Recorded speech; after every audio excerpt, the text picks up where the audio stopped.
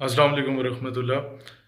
آپ کو یاد ہوگا کہ خیبر پختونخوا کی ایک یونیورسٹی میں ایک نوجوان جس کا نام مشل خان تھا، اس کو بری طرح مارا نوجوانوں نے، اور اس کو کہا کہ یہ گستاخ رسول ہے، اور اس کو وہاں قتل کر دیا گیا۔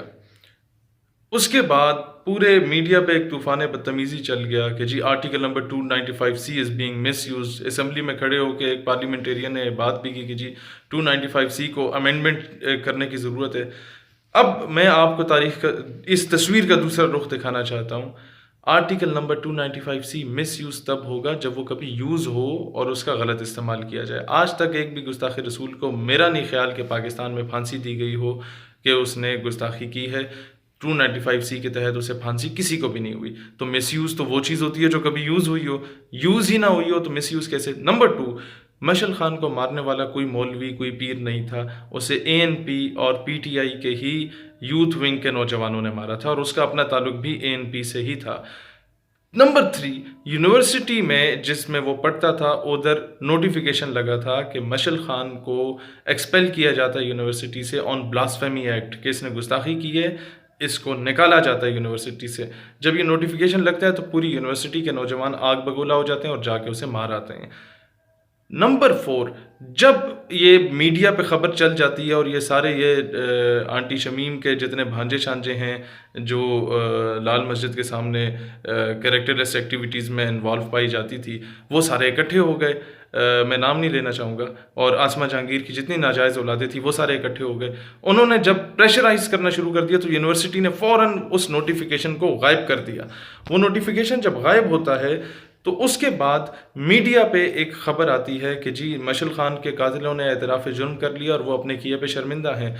نمبر 5، جب یہ رپورٹ ٹی وی پہ آتی ہے اسی کے ساتھ ہی انہوں نے جو تحریری بیان دیا ہوتا ہے ان قاتلوں نے، انہوں نے یہ لکھا ہوتا ہے کہ جناب ہم نے مشل خان کو لائبریری میں بھی، کیفیٹیریا میں بھی، اور کئی ایسی جگہوں میں، even in the class room اور ہاسٹل میں بھی گستاخیاں کرتے دیکھا۔ اس نے اکثر اس طرح کی گستاخانہ باتیں کی، لیکن ہم لوگ اسے سمجھاتے رہے، اسے کچھ نہیں کہا۔ جب یونیورسٹی نے اسے ایکسپیل کیا تو وہ پروو ہو گیا کہ یار واقعی اس نے گستاخی کی ہے، اسی وجہ سے یونیورسٹی نے اتنا بڑا فیصلہ کیا۔ تو ہم لوگوں نے یہی سوچا کہ اب اس کا اور کوئی حل نہیں، ہم پہلے بھی برداشت کرتے آئے تھے، اب ہم برداشت نہیں کر سکتے۔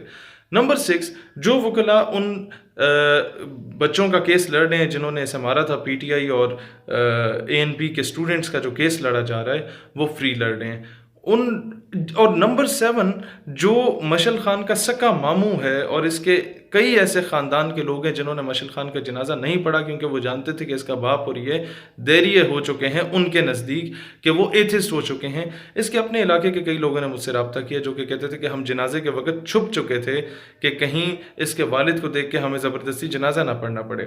نمبر 7، جو سب سے بڑی بات، ملالہ یوسفزئی کے باپ کے ساتھ مشل خان کا باپ برطانیہ میں کیا کر رہا ہے؟ آخر دال میں کچھ تو کالا ہے۔ میڈیا پہ جو کروڑوں روپے کی انویسٹمنٹ کی گئی کہ اس کیس کو اتنا مس یوز کرو کہ لوگ اسلام کے خلاف آگ بگولا ہو کے نکل آئیں اور اسلامی قوانین کے خلاف بات کریں، دال میں کچھ تو کالا ہے۔